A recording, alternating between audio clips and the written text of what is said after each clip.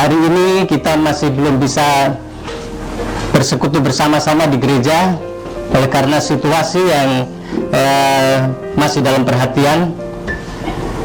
Tetapi tidak mengapa, oleh karena Tuhan juga hadir di dalam setiap pribadi kita masing-masing, walaupun berada di lokasi tempat di mana saja Bapak Ibu Saudara, Dia tetap berada bersama-sama dengan kita. Kita akan menggunakan waktu pada pagi hari ini untuk beribadah, untuk membaca sebagian sabda firman Tuhan, minta supaya kuasa Tuhan bekerja di dalam dan melalui kehidupan kita semua. Namun sebelumnya mari kita berdoa. Tuhan Yesus, pada pagi hari ini kami datang ke hadirat-Mu, menaikkan pujian syukur. Engkau memberi kami kesempatan untuk beribadah, walaupun kami tidak bertatap muka di satu tempat, tetapi kami bersyukur masih ada kesempatan untuk mempermuliakan nama Tuhan Yesus Kristus di tempat kami masing-masing. Kiranya Tuhan memberkati. Sekarang ini kami akan membaca firman-Mu. Tuhan urapi kami semua, khususnya juga hamba yang diberi kesempatan untuk menyampaikan kebenaran firman Tuhan pagi ini. Kiranya Tuhan tolong agar dapat menyampaikan isi hati Tuhan dengan jelas, sehingga kami boleh menikmati sukacita. Terpuji nama-Mu, kami pasrahkan dari awal hingga selesainya di dalam nama Tuhan Yesus Kristus, Allah dan Juru Selamat kami berdoa. Amin. Bapak Ibu Saudara yang dikasihi oleh Tuhan, kalau sengsara, kematian, dan kebangkitan tidak ada, maka penebusan dosa, pengampunan dosa juga tidak ada. Sekali lagi saya katakan, kalau sengsara, kematian, dan kebangkitan tidak ada, maka penebusan dosa, pengampunan dosa juga tidak ada. Kita akan membaca firman Tuhan yang ada di dalam kitab 1 Korintus 15 ayat 3 sampai 4, dan nanti akan dilanjutkan ayat yang ke-17 sampai 18. Bunyinya demikian: sebab sangat penting telah kusampaikan kepadamu, yaitu apa yang telah kuterima sendiri, ialah bahwa Kristus telah mati karena dosa-dosa kita, sesuai dengan kitab suci, bahwa Ia telah dikuburkan, dan bahwa Ia telah dibangkitkan pada hari yang ketiga sesuai dengan kitab suci. Dan jika Kristus tidak dibangkitkan, maka sia-sialah kepercayaan kamu, dan kamu masih hidup dalam dosa-dosamu. Demikian telah binasa juga orang yang mati dalam Kristus. Jadi dari teks yang kita baca pada pagi hari ini menegaskan, sekali lagi saya katakan, kalau sengsara, kematian, dan kebangkitan tidak ada, maka penebusan dosa, pengampunan dosa juga tidak ada. Berarti dosa masih ada, berarti juga kita semua akan binasa. Kita semua akan masuk neraka. Di dalam Roma pasal 6 ayat 23, sebab upah dosa ialah maut, artinya terpisah dari Allah untuk selama-lamanya. Apa hubungan antara sengsara, kematian, dan kebangkitan Tuhan Yesus Kristus dengan hidup kita? Di dalam kitab Roma pasal yang ketiga ayat 23, karena semua orang telah berbuat dosa dan telah kehilangan kemuliaan Allah. Di dalam Roma 6 ayat 23, sebab upah dosa ialah maut. Apakah kita bisa bebas dari hukuman? Jawabnya jelas tidak bisa. Apakah ini berarti tidak ada jalan sama sekali? Ada, bila ada yang menggantikan kita. Apakah boleh diwakili? Boleh, asal yang mewakili atau yang mengganti itu adalah orang yang tidak berdosa. Tidak ada seorang manusia pun yang memenuhi syarat untuk menggantikan kita kecuali Yesus Kristus. Untuk menentukan apakah seseorang itu bersalah atau berdosa, kita butuh pengadilan. Di dalam kitab Markus pasal 14 ayat 55 sampai 59, kita melihat di situ ada pengadilan yang dilakukan oleh pengadilan agama atau mahkamah agama pada waktu itu. Imam-imam kepala, malah seluruh mahkamah agama mencari kesaksian terhadap Yesus supaya ia dapat dihukum mati, tetapi mereka tidak memperolehnya.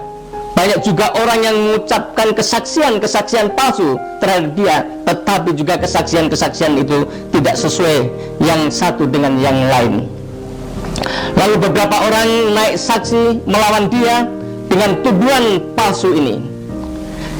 Kami sudah mendengar orang ini berkata, aku akan merubuhkan bait suci buatan tangan manusia ini, dan dalam 3 hari akan kudirikan yang lain yang bukan buatan tangan manusia. Dalam hal ini pun kesaksian mereka tidak sesuai satu dengan yang lain. Usaha untuk memutarbalikkan kebenaran dari zaman Yesus sampai zaman modern ini masih terus ada, tetapi kebenaran itu tetap dinyatakan dan tidak bisa ditutupi. Bapak Ibu Saudara yang dikasihi Tuhan Yesus Kristus, seharusnya keputusan mahkamah agama pada waktu itu adalah Yesus tidak bersalah, Yesus tidak berdosa. Namun ada satu yang dianggap salah oleh mahkamah agama, yaitu Yesus menyatakan bahwa dirinya adalah Allah. Di dalam kitab Markus pasal 14 ayat 61 sampai 62, imam besar itu bertanya kepadanya sekali lagi, katanya, apakah engkau Mesias, anak dari yang terpuji? Jawab Yesus, akulah dia, dan kamu akan melihat anak manusia duduk di sebelah kanan yang maha kuasa dan datang di tengah-tengah awan-awan di langit. Jadi pengadilan Romawi di dalam Lukas 23 ayat 13 sampai 15 juga, lalu Pilatus mengumpulkan imam-imam kepala dan pemimpin-pemimpin serta rakyat dan berkata kepada mereka, kamu telah membawa orang ini kepadaku sebagai seorang yang menyesatkan rakyat. Kamu lihat sendiri, aku telah memeriksanya, dan dari kesalahan-kesalahan yang kamu tuduhkan kepadanya tidak ada yang kudapati padanya. Dan Herodes juga tidak, sebab ia mengirimkan dia kembali kepada kami. Sesungguhnya tidak ada suatu apapun yang dilakukan yang setimpal dengan hukuman mati. Bapak Ibu Saudara yang dikasihi oleh Tuhan Yesus Kristus, pengadilan Romawi menyatakan Yesus tidak bersalah. Sekarang kita akan melihat pernyataan Allah sendiri di dalam Matius pasal 27 ayat 19. Ketika Pilatus sedang duduk di kursi pengadilan, istrinya mengirimkan pesan kepadanya, jangan engkau mencampuri perkara orang benar itu, sebab karena dia aku sangat menderita dalam mimpi tadi malam. Allah menyatakan Yesus orang benar. Allah sekali lagi menyatakan bahwa Yesus orang benar. Tetapi yang jadi pertanyaan adalah, mengapa orang benar ini tetap dijatuhi hukuman mati? Mengapa orang benar ini tetap menjalani hukuman mati sampai mati? Allah mengatakan Yesus orang benar, manusia mengatakan Yesus bersalah. Kemudian apa yang dilakukan? Ia ditangkap di dalam Yohanes 18 ayat 12. Ia ditampar ayat 22. Ia diadili ayat 28. Ia disiksa pasal 19 ayat 1. Ia disalibkan. Ia dikuburkan. Kemudian ditutup dengan batu besar, disegel dan dijaga tentara. Mengapa Allah membiarkannya? Apakah dia benar bersalah? Di dalam 2 Korintus pasal 5 ayat 21, dia Yesus yang tidak mengenal dosa telah dibuatnya Allah menjadi dosa karena kita, supaya dalam Dia, dalam Yesus, kita dibenarkan oleh Allah. Jadi Yesus Kristus dijatuhi hukuman mati, menjalani hukuman mati sampai mati untuk menggantikan kita. Tetapi Yesus tidak hanya mati, Yesus bangkit dari kematian. Dia hidup. Apa artinya? Ini berarti bahwa Yesus benar-benar firman-Nya dan karyanya benar. Berarti Dia juga Allah. Yesus telah mengalahkan maut. Kita yang percaya tidak akan binasa, melainkan mendapat kehidupan kekal.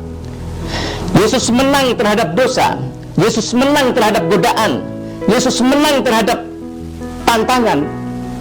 Yesus menang terhadap penderitaan. Kita yang percaya juga menang.